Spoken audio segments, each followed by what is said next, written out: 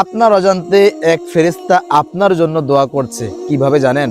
রাসূল সাল্লাল্লাহু আলাইহি ওয়াসাল্লাম বলেন, যখন কোনো মুসলিম তার ভাইয়ের অনুপস্থিতিতে তার জন্য দোয়া করে, একজন ফেরেশতা নিযুক্ত হয়ে যায়।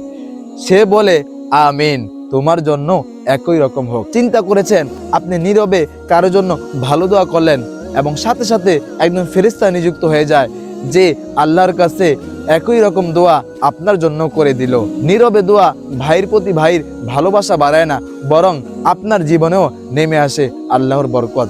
তাই প্রতিদিন আমাদের জন্য উচিত নীরবে একজন ভাই বা একজন বোনের প্রতি দোয়া করা। তাহলে ওই দোয়াটা আমাদের জীবনেও বাস্তবায়ন হবে। কেন হবে?